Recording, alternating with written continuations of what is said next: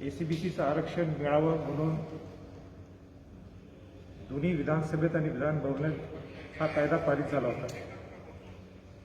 आणि कायदा पारित झाल्यानंतर हायकोर्टाने त्याला व्हॅलिड धरलं, पण ठराविक लोकांनी त्याला विरोध केल्यामुळं ती याचिका सुप्रीम कोर्टात गेली. सर्वोच्च न्यायालयाने आज जो निर्णय दिलाय की मराठा समाजाला आपण हे आरक्षण देऊ शकत नाही आहे, किंबहुना जो हायकोर्टाने जो निर्णय घेतला होता त्याला आपण स्टँड करू शकत नाही असा आज त्यांनी तो निर्णय दिलेला आहे. शेवटी सर्वोच्च न्यायालयाचा निकाल हा निकाल असतो, पण समाजासाठी हे खऱ्या अर्थाने दुर्दैव आहे असं म्हटलं तर काय चुकीचं होणार नाही.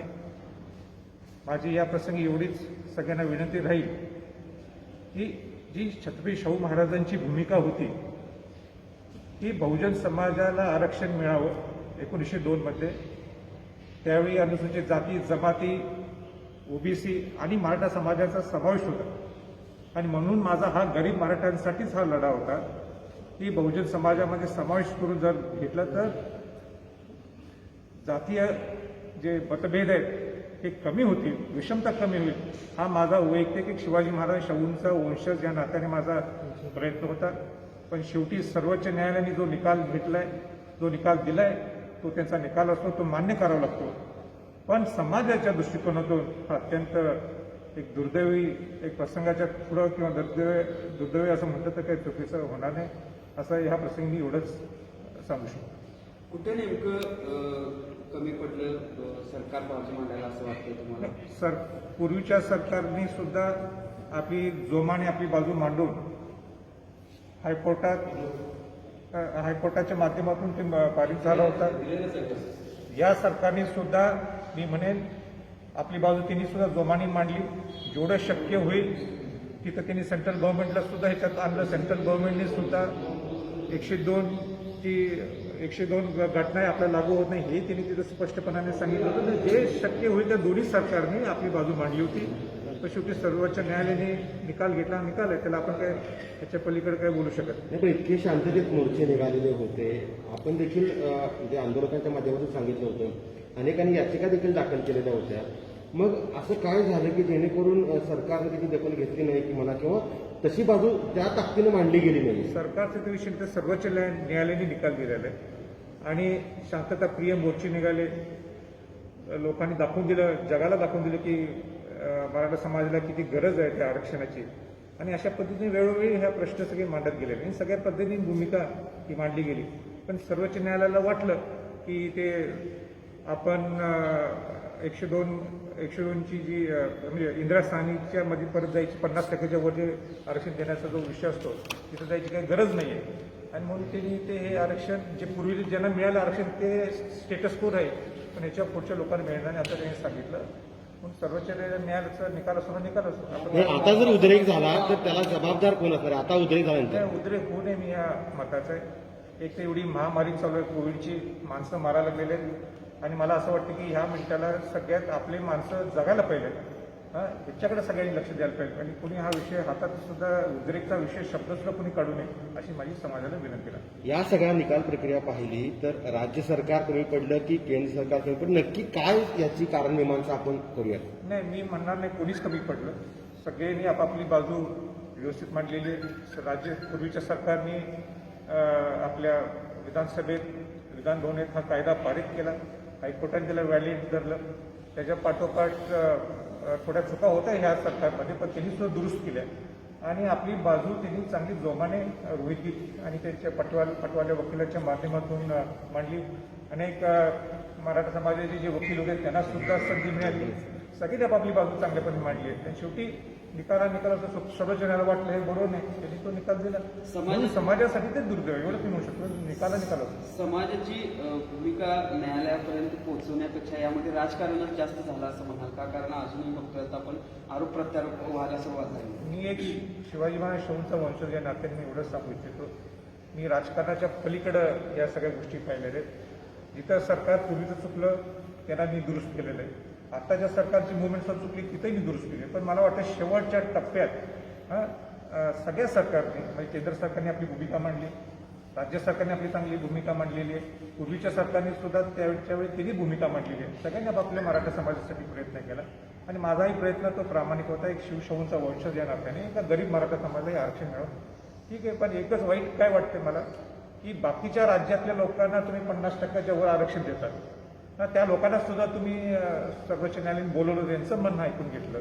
मग महाराष्ट्राला का हा वेगळा तुम्ही निर्णय देता? हाच मोठा माझ्या समोर प्रश्न आहे की सर्वोच्च न्यायालयाने सर्व इतर राज्यांकडून पत्रव्यवहार मागून घेतली होती, विचारणा केली होती.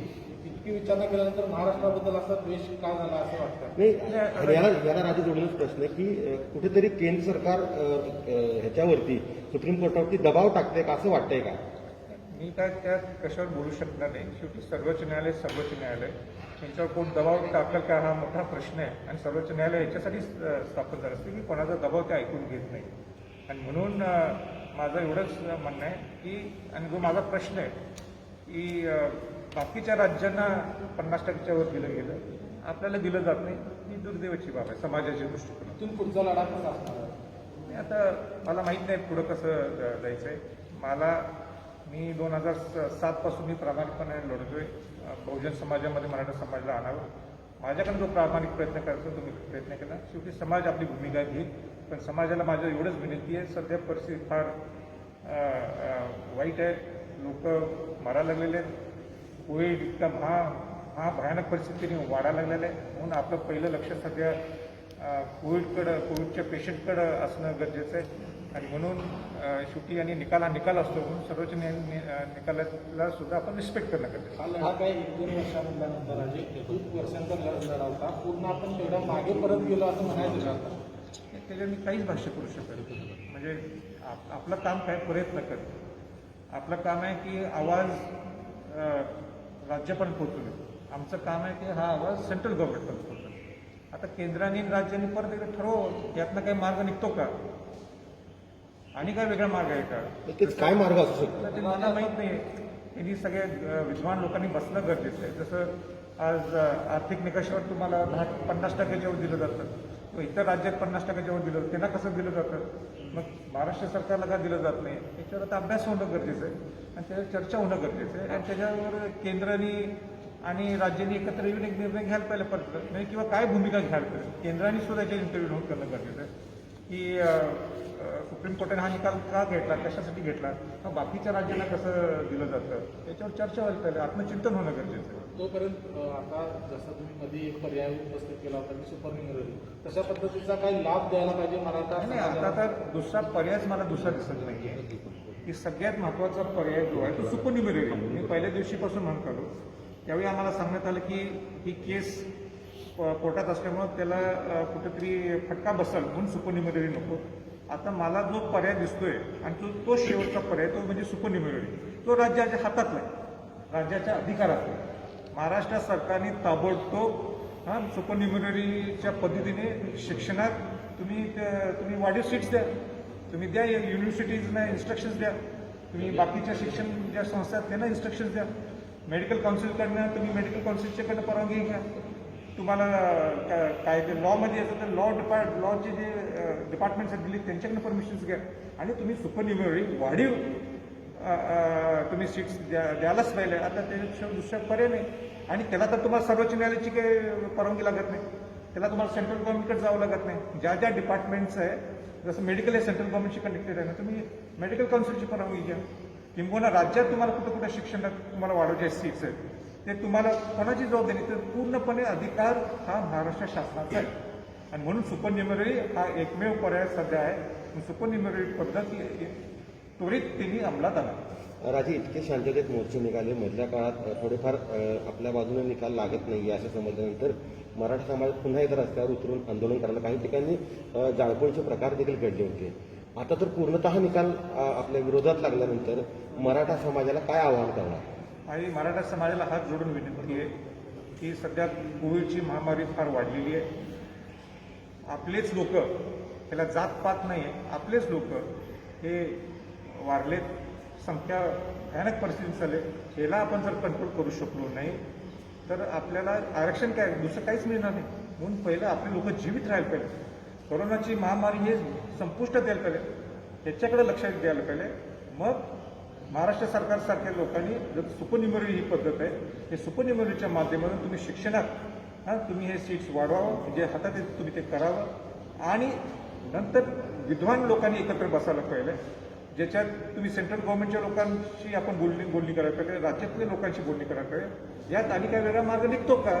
तर शेवटी निर्णय हा सर्वोच्च न्यायालयाचा निर्णय हा निर्णय असतो, तो रिस्पेक्ट करणं गरजेचं आहे. पण रिस्पेक्ट करत असताना हेही मला सांगायचं आहे की समाजासाठी हा निर्णय दुर्दैवाचा आहे. आजचा निकाल पाहता कुठेतरी राज्य सरकार अपयशी ठरलं असं वाटतंय का? मी मगाशी बोलल्याप्रमाणे मी सांगतो, वेळोवेळी तेच प्रश्नाचे उत्तर द्यायला माझी इच्छा नाही की सगळ्यांनी आपल्या पद्धतीने प्रामाणिक प्रयत्न केले.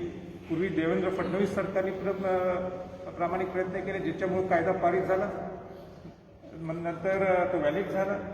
राज्य सरकार, आत्ताचं राज्य सरकार ठाकरे सरकारने सुद्धा प्रामाणिक प्रयत्न केले, त्यांनी आपली बाजू मांडली. सेंट्रलनी सुद्धा जे 102 घटनेचा जो विषय होता तो सुद्धा त्यांनी मांडला. पण मला कोणाला वोट दाखवायचा नाही की हा चुकलाय तो चुकलाय. यातनं आधी काय मार्ग निघतो का, हे विद्वान लोकांनी सेंट्रल गव्हर्नमेंटच्या लोकांना किंवा स्टेट गव्हर्नमेंटच्या लोकांना सांगावं. तोपर्यंत तुम्ही सुपर न्युमररी देणं हाच एकमेव पर्याय दिसतो. आणि समाजाला माझी विनंती आहे, काही उद्रेक असं करू नका, कारण का आत्ता एक तर सर्वोच्च न्यायालयाच्या शब्दाला आपण रिस्पेक्ट करणं हे महत्त्वाचं आहे. त्याच पाठोपाठ ही जी कोरोनाची महामारी वाढलेली आहे, तिथं लोकांना कुठं त्रास होणे, शेवटी मनुष्य हा मनुष्य असतो, त्यांना त्या मनुष्याचं जीवन हे सांभाळणं, त्याला प्रोटेक्ट करणं, त्याला संरक्षण देणं हे आपलं काम आहे. त्याच्याकडे सगळ्यांनी लक्ष देणं गरजेचं आहे.